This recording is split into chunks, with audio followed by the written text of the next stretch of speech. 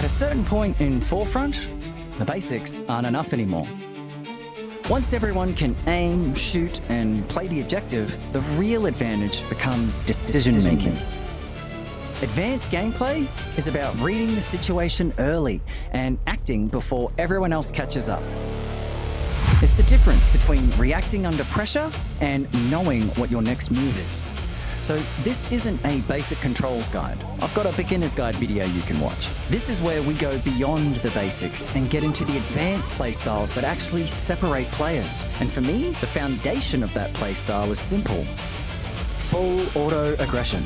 And if you build your weapons correctly, move with intent, reload with discipline, and position intelligently, full auto isn't just viable, it's the way this game is meant to be played. Feel the trigger, pull it back. Weapon setup.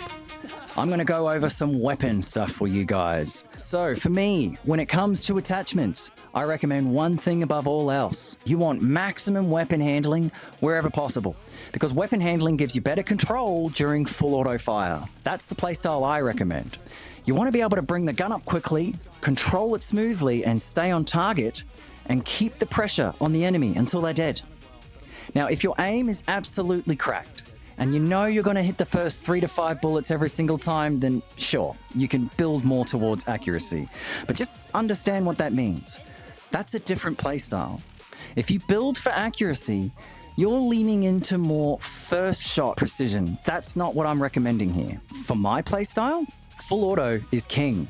So build for weapon handling. Now for my gun guide, let's go into the guns. I think most of you will know this, but for assault, I use the auger. And for medic, I use the auger. The auger is the best gun in the game. And it seems like everyone's actually catching on to that because that's the only gun I'm dying to now. Look, I'm not complaining. I love it. The auger has finally got its day in the sun. It used to be the clav, but now with constant climb, you need to counter that climb.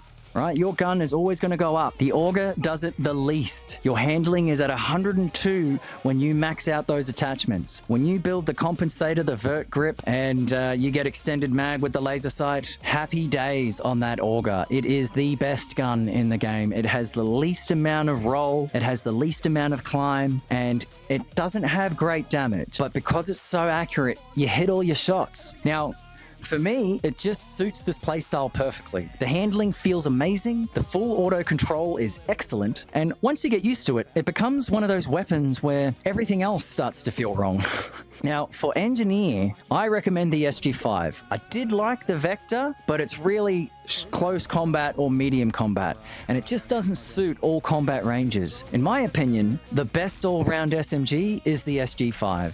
It works up close, obviously, but it can still shoot at medium and even longer ranges with decent effectiveness. So SG5, obviously, vert grip, compensator, extended mag, the usual. So for recon, I'm not going to pretend I have the answer, guys.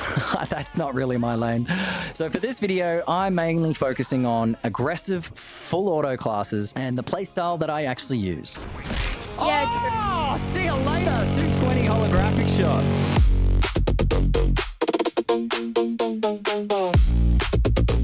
Now, VR handling fundamentals. Chapter 2, physical execution. So let's talk about VR handling, because this is where Forefront gets really interesting. A lot of your skill in this game isn't just aim. It's physical execution, reloading, swapping equipment, deploying parachutes, firing RPGs, jumping, landing, turning corners, reacting under pressure. All of that needs to be automatic. You should drill each motion until it's as fast as possible. If you're in a firefight and you're fumbling your reload, that is your biggest weakness right there. Reloads should be instant. At an expert level, you shouldn't even be thinking about reloading. Your hands should just do it. The moment you take cover, the reload happens. The moment you've used half a mag and you're safe, the reload happens. The moment there's a tiny break in pressure, the reload happens. Because in Forefront, running into the next fight with half a mag is how you lose fights that you should have won. A full mag is vital, especially when there are multiple enemies. If I shoot half a mag at someone and then break line of sight and into cover, I reload every time. It's just automatic. So I just destroyed him. See you later. Yo. Oh, See you later. frick, I tried to ramp. Lovely. You tried. You hit the rock. Unlucky. Be able to use RPGs and stuff. So, let's get on to the RPG. The trick with RPG is to just fire it off cooldown. It does have that annoying cooldown after firing, so you've got to learn the timing. Listen for the reload sound that tells you it's ready again. Now, at first, you do need to consciously listen for it. Bloop, it has a weird sound. But after a while, you start to feel the timing of it. You know when it's about to be ready. And then you can fire the next shot the instant the game allows it. Now, that matters, especially when you're dealing with vehicles, walls, or pressure situations where 1 extra second can decide the fight.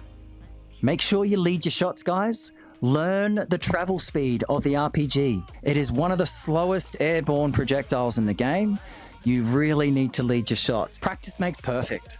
Honestly, what happens is people go, oh, the RPG sucks, I can't hit my shots. Every time you fire that RPG, you are practicing. That is practice. And the only way to get better at it is to just keep practicing.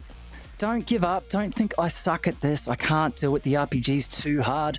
That's because you're not practicing it. You got to practice it, right? So just get in there and do it. Boom. Oh, okay. That one I shot way too late. Okay. So for this next one, I'm going to shoot further in front. Boom. All right. And that's how you get better is practice. Fire multiple RPGs in a row. Feel the pressure. We're going to move on to the parachute. So the parachute isn't just a survival tool for when you're falling to the ground. If you use it correctly, it's a movement tool. A movement tool. I've seen a lot of people just grab the rungs. That's not how you should use it, guys. The developers changed how it works, so you actually have a lot of control over how the parachute works. When you grab onto the red handles, stretch your arms out. Stretch. Completely straight arm. Stretch your arms out every single time. When you deploy the parachute, your arms should be stretched forwards in front of you. So you grab them and stretch. Arms forward, stretched out. Commit to the glide. You should only pull backwards when you need to adjust your landing. Like if you're trying to drop directly on top of a tank or a rooftop or just a spot below you, then yes, pull back, have your elbows kinked up like this so that you can sort of control it a bit. But when you're moving forwards, your arms should be completely straight. This allows you to go the maximum forward momentum that they allow you in the parachute because speed keeps you alive. People actually have to try and lead their shots to get to you. If you're sitting there floating down all nice and slowly, you're just a sitting duck. And this applies now to small ledges too. Anytime you jump off a small ledge, deploy the parachute briefly with your arms forward to carry that momentum. It gives you extra forward movement and helps you rotate around the map faster and keeps you exposed for less time. It sounds minor, but over a full match, those little movement advantages start to add up. Now, if you start taking fire while parachuting, immediately release the parachute. Don't just float there and hope for the best. Drop it and then redeploy in stages. Taper the fall as you're falling. Do it in steps. What happens is that gives you this kind of movement down. You end up coming down like this. And so someone's trying to shoot at you, they have to do this. They're trying to aim.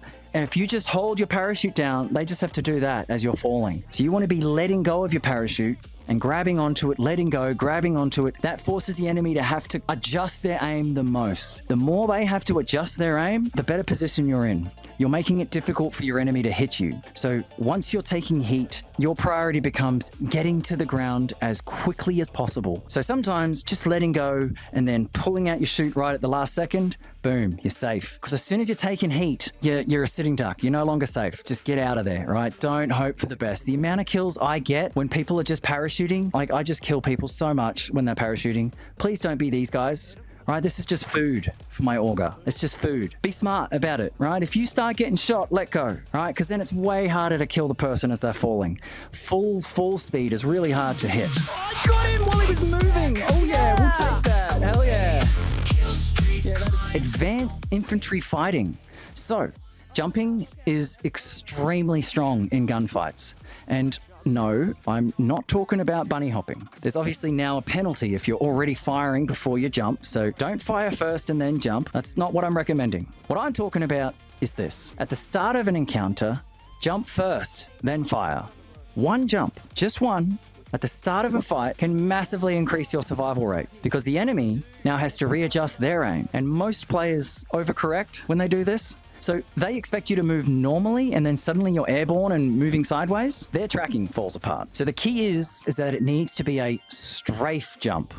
Always sideways. Always sideways. You want as much lateral movement as possible. Don't just jump straight forward. Don't jump straight up. Jump sideways. Every time. Get used to using A because you're going to be aiming with your arms. You don't need to worry about the right joystick. You can take your thumb off the right joystick, rest it on the jump button, and then jump sideways at the beginning of a fight. As you jump, you just move your aim as you're jumping sideways. Jump and correct. It's that easy, guys. You just point and jump and correct like that. Your goal is to make the enemy mess up. That increases your survival rate significantly. If they have to correct more than you do, you have the advantage. So this also applies to corner jumping. This is something that I do automatically now, and I haven't really articulated this before. So I had to think about this for a bit. When I'm in a firefight and both me and the enemy take cover, I'll always jump out from the corner or cover when I re-engage. Always. I always jump out. Why? Because the enemy is usually pre-aiming where they expect my head or body to appear. If I simply just walk out where I was in cover, I'm giving them the exact fight they're waiting for. But if I strafe jump out of the cover, now they have to readjust. They have to move their aim sideways, upwards, or basically lose tracking. That tiny moment of confusion is often enough to win the fight. So if you're behind cover and about to re-peek, don't just slowly walk out like a target. Jump out sideways and force them to react. All right, let's talk about grenades. I mostly use frags, and this is for one reason. They bounce. That's right, because they bounce. That makes them incredible around corners, into doorways, and into rooms where enemies have sort of, broken line of sight. So if someone runs behind cover, I often throw a grenade to one side and then immediately push the other. That creates a simple problem for the enemy. They either have to deal with the grenade or they have to deal with me. And if they hesitate, they die. So this is how you double your chances in an encounter. You're not just throwing grenades randomly, you're using them to force movement, deny cover, and create pressure from two angles at once. Now, the last bit here for our advanced infantry fighting. This is the last tip I'll give for this one. Always think about cover. Whenever I'm moving around the map, I'm always thinking about it. Not just when I'm already being shot, but all the time. The question in my head is, if I got engaged right now, where would I hide? Now that one habit will keep you alive way more than you think. If you're running across open ground with no answer to that question, you're straight up gambling. You're rolling the dice. So if a sniper sees you, you die. If a tank sees you, you die. If a squad sees you, you die. So every time you move, think about that next piece of cover. Walls, rocks, buildings, vehicles, terrain dips, anything. Good players aren't just reacting after they get shot, they're already near cover before the fight starts. Pull it back! Let's move on to some game mode strategy. So, Conquest. The biggest piece of advice I can give you for Conquest is use vehicles. Always.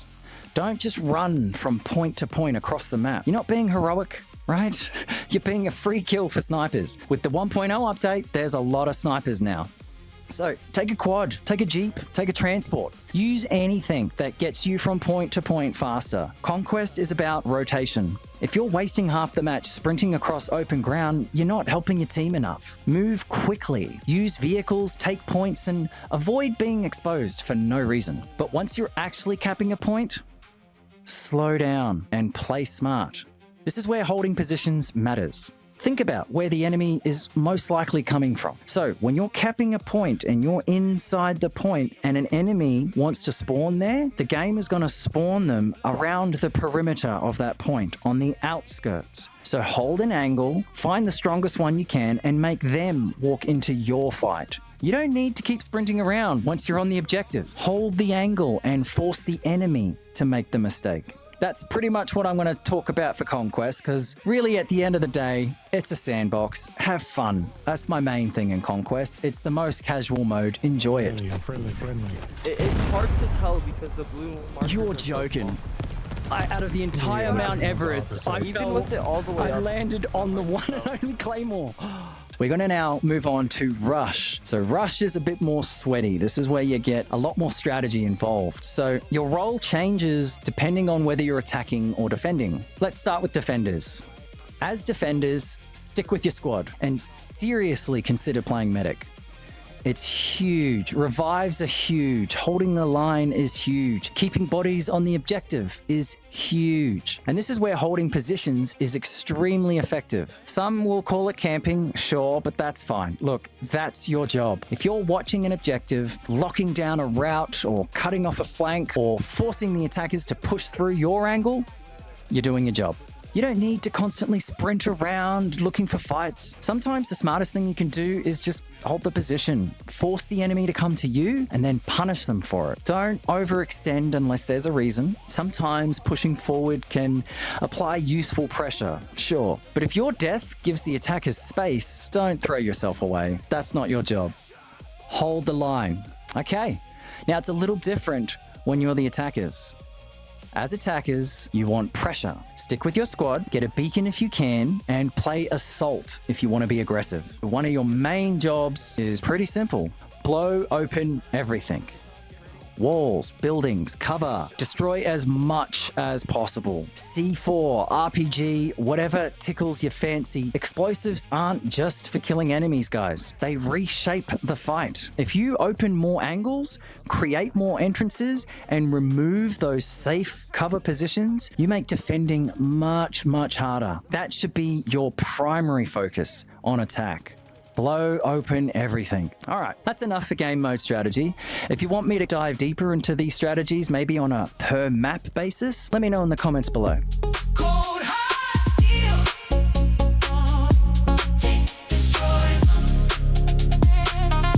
Okay, let's move on to tank mastery. So the main battle tank is one of the best vehicles in the game when used correctly.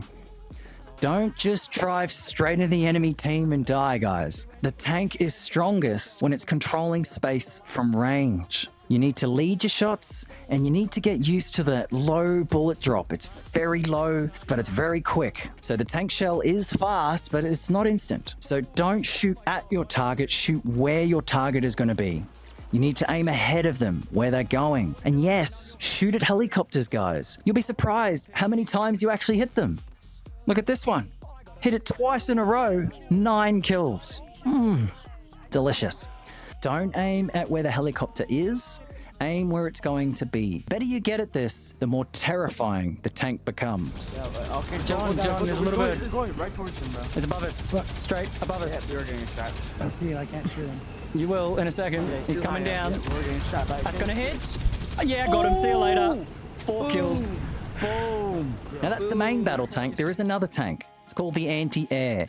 Now, when you're using the anti-air tank against air vehicles, your goal is to bait the flares as early as possible. So as soon as you can lock on, and then fire one missile, not both. Just fire one missile, then immediately switch to the 20mm and start spraying. And just like the main battle tank, make sure you're leading your shots. Don't aim where the helicopter is, aim where it's going. And after about 5 or 6 seconds, once the flares are no longer active, switch back to missiles and lock on again. By this point, enough time should have passed for you to fire 2 missiles, guys. 2. So if it's an Apache or a Little Bird, they're dead once you fire 2 missiles. They're dead at this point, right?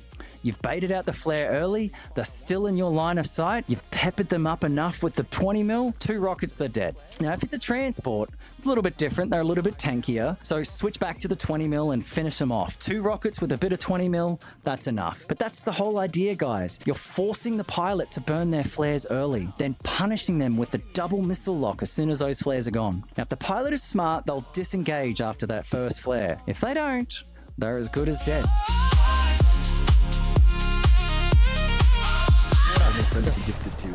It's dancing time! Oh man, I have to dance, I'm sorry. I'm gonna hold a stick to it. Someone redeemed it. Shit. Oh, you bastard. I can't believe you did that while I was fucking flying. Whoever did that, you bastard. Yeah, that was cool, though. speaking of smart helicopter pilots, I'm going to talk about the combat helicopters, the Little Bird and the Apache. So they're about flare control, positioning, and threat awareness. Threat awareness, guys. The AA is your number one threat. Always. Always. And if you get locked on by a Talon or the AA, your first thought should be, where did that come from? You need to work out where it came from. If you can identify the source of the lock-on, you have a much better chance of surviving and killing the threat. So in most situations, you want to flare as late as reasonably possible so you can see where that rocket is coming from. Your priority should be 90% of the time, disengage, because they're very far away, but you now know where it came from. So the other 10% is when you are already out of position and you need to kill that threat immediately before they get a second or third shot off. But most of the time, if you get locked and you flare late, break away, create distance and reset. Now you really need to use terrain, guys. Buildings, hills, cliffs, mountains, anything that can break line of sight or intercept a missile. So in this case, sometimes it's smarter not to flare at all. You can either take that first hit or use terrain to intercept it, then you've still got your flares. If you've ascertained where that flare came from, you can then start engaging it. They fire their second missile, you then late flare. You're now on top of them, taking them out. And then once your flares are gone, disengage, 100%. Sometimes it's smarter not to flare at all. So if a missile is coming and you can duck behind terrain, let the missile crash. Don't waste your flares. Don't get in this habit of as soon as I hear the lock hit boom. Start thinking about where you are situationally. If you're around Mount Everest, fly around Mount Everest. Let that rocket hit it. Save your flares. They're super important. If you can engage on a Talon user or the AA while your flares are up, you have a, I don't know, let's make up a number, 200% chance of survival as opposed to without it. So once you know where that lock came from, you can approach, bait the next lock, flare at the last second and go for the kill. But the moment your flares are gone, you should already be thinking about where you're going next. Don't keep hovering around with no flares. You are a sitting duck. Assume the person you just killed is already respawning, pissed off and annoyed, and probably coming straight back for you. Obviously, I shouldn't have to say this, but you absolutely should be using that repair perk. Now, the transport heli is a little bit different, right? Your job isn't just flying. Yes, it's a useful mobile spawn point, and a lot of people like to fly it really high up, so it's really far away from flares, and it gives everyone a lot of time to repair it. Sure, but there's a lot more use out of this chopper. Your job is setting up your gunner. Now, I'm only going to talk about the left gunner here, because that's all I can fly for. So get used to flying for your left gunner because you can look out the left window. It's super easy to look. When you look right, you've got that passenger, he's possibly in your way. It's hard to see out that little tiny window. So try and line up your left gunner. Bank the helicopter properly so the gunner has time and angle to shoot. You want to bank on top of people. You want to basically turn the chopper completely on top of your opponent. Don't just whip the helicopter around randomly and expect them to hit everything. Secondly, and this is crucial, call out enemy positions. So for example, 2 enemies on the road at sea. That one call out lets the gunner prepare, aim, and start firing before they even properly see the target. Callouts massively increase the chance that your gunner actually gets the kill. Now the same flare rules apply here, guys. If you can't kill the threat, disengage. Fly low, use terrain, and avoid giving enemies easy lock-ons. The lower you fly, the harder it is for enemies to initiate these locks. Now, it puts you in a bit more danger, obviously, for RPGs, so assess the situation, guys. If the enemies are using RPGs, fly a bit higher. If the enemies are using lock-ons, fly lower. Only fly high when your flares are ready and you know you can survive the attention. Now, speaking of helicopters, guys, in 1.0 we got those new in-cockpit helicopter controls. Now, they are huge, and I genuinely think people should try to learn them. For me, it's easier to control where my wrist, hand, and arm are than it is to control tiny, subtle thumb movements on a joystick. That's just plain physics to me. Larger movements are easy to feel, easier to repeat, and easier to refine. Tiny thumbstick adjustments are just harder to master because everything happens in such a small range of motion. The new controls, though, they will feel weird at first. That's totally normal, guys. But the benefit is more control. It's a higher skill ceiling. And if you master it, you'll become a nightmare in the air. And if you're struggling, try hybrid controls. Use the left joystick for throttle. collective, sorry. I got grilled in the last video. Let's say that again. Use the left joystick for collective and use the new cyclic stick with your right hand. That gives you some familiarity while still letting you build the skill with the new system. Now, I'm still learning it myself, but I can already feel the potential. I am setting up my gunners just beautifully, and I've had a little bit of practice with the Apache. Once people master these controls, veteran pilots who refuse to adapt are gonna get left behind. All right, so those are my advanced tips for Forefront. All right, let's do a quick recap. Build your weapons for handling, commit to full auto, reload constantly, use cover intelligently, jump sideways into fights, use grenades to force movement, use vehicles in Conquest, and play smart in Rush. And if you fly, respect AA more than anything else. At the advanced level, the goal isn't just to react faster. The goal is to make every fight start on your terms. Move first, control the space, and make the enemy play your game. And that's it. Thanks for watching. My name's Max, but you can call me Cloud, and I'll see you in the next one.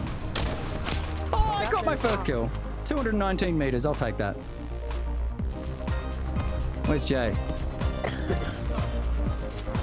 There. Oh, I hit the rock! Oh! I just want